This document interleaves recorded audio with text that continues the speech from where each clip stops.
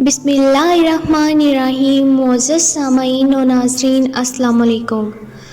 جب حضرت آدم علیہ السلام اور حضرت حوا علیہ السلام کو اللہ نے زمین پر بھیجا تو شیطان نے زمینی درندوں کو ورگلایا کہ ان دونوں کو کھا جائیں، تو تب اللہ نے کتے کو پیدا کیا جس نے حضرت آدم اور حضرت حوا کی ان درندوں سے حفاظت فرمائی۔ آئیے سب سے پہلے بات کرتے ہیں کہ کیا اس گھر میں فرشتے داخل ہوتے ہیں جس میں کتے رکھے گئے ہوں۔ اس بارے میں سب سے مستند حدیث پاک جس کا حوالہ بخاری شریف میں 3227 پہ ملتا ہے، اور اس کے علاوہ یہ حدیث تقریباً تمام مستند کتابوں میں ملتی ہے، جیسا کہ مسلم شریف، سنن ابو داؤد اور مسند احمد وغیرہ۔ روایت کچھ اس طرح ہے کہ حضرت میمونہ رضی اللہ عنہا فرماتی ہیں کہ ایک دفعہ حضور صلی اللہ علیہ وآلہ وسلم بیدار ہوئے تو غمگین اور پریشان تھے۔ میں نے پوچھا کہ حضور صلی اللہ علیہ وآلہ وسلم کیا بات ہے، آپ کی کیفیت بدلی ہے۔ آپ صلی اللہ علیہ وآلہ وسلم فرمانے لگے، جبرائیل علیہ السلام رات آنے کا وعدہ کیا تھا پر نہیں آئے، پورا دن اسی طرح گزرا۔ پھر آپ کو یاد آیا کہ ہمارے بچھونے کے نیچے کتے کا ایک پلہ ہے۔ حضور صلی اللہ علیہ وآلہ وسلم نے اسے نکالنے کا کہا اور اپنے دست مبارک سے اس جگہ پانی چھڑک دیا۔ اگلی رات حضرت جبرائیل علیہ السلام آئے اور کہا، ہم اس گھر میں داخل نہیں ہوتے جہاں کتا ہو۔ ایک اور حدیث پاک میں حضور صلی اللہ علیہ وآلہ وسلم نے فرمایا، جو شخص شکار، ریڑھ کی حفاظت یا کھیتی کی حفاظت کے علاوہ کتا پالتا ہے تو اس کے اجر سے 1 قیراط کم کیا جاتا ہے۔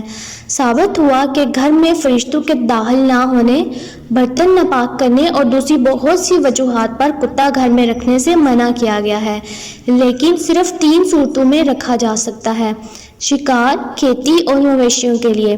اللہ تعالیٰ نے انسان کو اشرف المخلوقات بنایا ہے۔ اللہ تعالیٰ نے انسانوں کو وہ صلاحیت نہیں دی جو جانوروں کو صلاحیت بخشی ہے۔ انسان کو اللہ تعالیٰ نے ایسی آنکھیں نہیں دی جو فرشتوں اور جنوں کو دیکھ سکیں، لیکن یہ جانور جنوں اور فرشتوں کو دیکھ کر اندازہ لگا لیتے ہیں کہ یہ کیا لینے کے لیے یہاں آئے ہوئے ہیں۔ جانور اپنی طرف سے ہم کو ہر طرح کی خوشی اور غمی کے بارے میں بتانے کی کوشش کرتے ہیں، لیکن ہم جانوروں کی زبان کو سمجھ نہیں پاتے کہ وہ کیا بول رہے ہیں۔ جتنے بھی شیطان اور جنات ہوتے ہیں وہ رات کے وقت زمین پر حاضر ہوتے ہیں۔ جب صبح کی اذان ہوتی ہے تو سب جنات اور بلائیں وہاں سے بھاگنا شروع کر دیتی ہیں۔ یہ منظر دیکھتے ہی کتے رونا شروع کر دیتے ہیں۔ کتا جب کسی علاقے میں بہت ہی زیادہ اذان کے وقت رونا شروع کر دیتا ہے تو علاقے والے یہ سمجھتے ہیں کہ یہ کتا منحوس ہے، اس کو یہاں سے بھگا دیا جائے۔ لیکن پیارے دوستو، آپ سمجھے ہوں گے کہ اذان کے وقت کتا کیوں روتا ہے، کیونکہ کتوں کو پتہ چل جاتا ہے کہ اس علاقے میں کوئی مصیبت آنے والی ہے، اس لیے کتے انسانوں کو پہلے سے ہی آگاہ کر دیتے ہیں کہ اس علاقے میں کوئی مصیبت آنے والی ہے۔ جب اذان ہوتی ہے تو اس جگہ سے شیطان یا جنات بھاگ جاتے ہیں تو کتے رونے جیسی آوازیں نکالنا شروع کر دیتے ہیں کہ انسان آگاہ ہو جائے کہ اس علاقے میں کوئی نہ کوئی مصیبت رونما ہونے والی ہے۔ ہم کو اذان کے وقت مندرجہ ذیل چیزوں کا خیال رکھنا چاہیے۔ ہمیں چاہیے کہ اذان کے وقت ایک دوسرے سے باتیں نہ کریں۔ اذان ہو رہی ہو تو ہم کو کسی سے سلام کرنے کی بھی اجازت نہیں ہے۔ اگر اذان ہو رہی ہو تو کوئی آ کر آپ کو سلام بھی کرے تو آپ کو چاہیے کہ اس کا جواب ہرگز نہ دیں۔ اگر آپ قرآن پاک کی تلاوت کر رہے ہیں تو مسجد سے اذان کی آواز آئے تو قرآن پاک پڑھنا بند کر کے اذان کو بڑے دھیان سے سننا چاہیے۔ جو لوگ اذان کو خاموشی سے نہیں سنتے ان پر اللہ تعالیٰ کا سخت عذاب نازل ہوگا۔ اذان کو غور سے سنتے ہوئے اذان کا جواب دیں۔ اگر آپ سفر کر رہے ہیں تو راستے میں اذان ہو رہی ہے تو ہم کو رک کر تسلی کے ساتھ اذان سننی چاہیے۔ جب اذان ہو رہی ہو تو اگر ہم اذان کے الفاظ پر غور نہیں کرتے تو ہم پر اللہ تعالیٰ کا سخت عذاب ہوگا۔ اذان ہو رہی ہو تو کوئی بھی گانا نہیں سننا چاہیے۔ جب اذان ہو رہی ہو تو عورتوں کو چاہیے کہ اپنے سر پر کپڑے لے لیں۔ اذان کے وقت کبھی بھی پاؤں پھنسا کر نہیں سونا چاہیے۔ اگر اذان ہو رہی ہو تو جو بندہ اذان کے وقت خاموش نہیں رہتا ہے اس کا خاتمہ بہت ہی برا ہونے کا خدشہ ہے۔ جس عورت کو حیض ہو اس کو اذان کا جواب نہیں دینا چاہیے۔ جو انسان پیشاب کر رہا ہو اس کو اذان کا جواب نہیں دینا چاہیے۔ یہاں ہم آپ کو یہ بتاتے ہیں کہ 11 کام کرنے والوں کے گھروں سے اللہ تعالیٰ برکت اٹھا لیتا ہے۔ بسم اللہ پڑھنے کے بغیر کھانے والے کے گھروں میں غربت نہیں جاتی ہے۔ اگر آپ اپنے گھروں میں برکت چاہتے ہیں تو کھانا کھانے سے پہلے بسم اللہ الرحمن الرحیم ضرور پڑھ کر کھانا شروع کیا کریں۔ ہم جب بھی قرآن پاک کی تلاوت کرنے لگے تو ہم کو باوضو ہونا لازمی ہے۔ ایسا کرنے سے بھی گھروں سے برکت ختم ہو جاتی ہے۔ خالی ہاتھ گھر سے سوالی کو موڑنے والے کے گھر سے بھی برکت ختم ہو جاتی ہے، کیونکہ اگر کوئی مانگنے والا آپ کے گھر میں آیا ہے، آپ اس کو کچھ نہیں دیتے ہو چاہتے ہوئے آپ کو کوئی بد دعا دے دیتا ہے تو اس طرح سے بھی گھر میں سے برکت ختم ہو جاتی ہے۔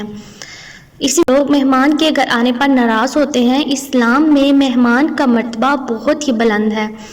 حضور اکرم صلی اللہ علیہ وآلہ وسلم کا ارشاد ہے کہ مہمان کی خدمت ضرور کیا کریں۔ اس لیے ہم کو چاہیے کہ جو مہمان گھر میں آئے تو اس کو خوش کر کے ہی گھر سے جانے کی اجازت دینی چاہیے۔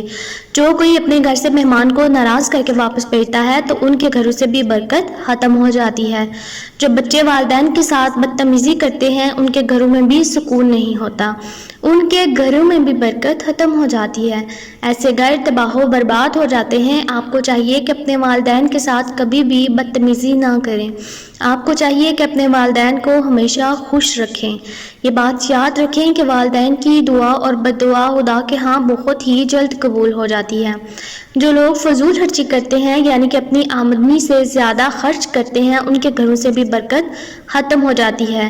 آپ کو چاہیے کہ اپنی آمدنی کے مطابق خرچ کریں۔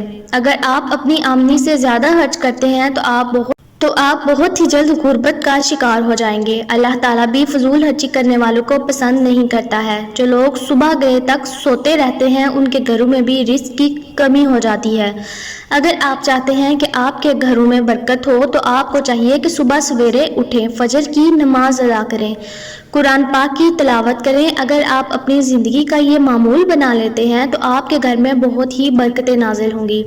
جو لوگ زیر ناف بالوں کو 30 دن سے زیادہ رکھتے ہیں ان کی صفائی نہیں کرتے۔ اسلام ایک صاف ستھرا مذہب ہے۔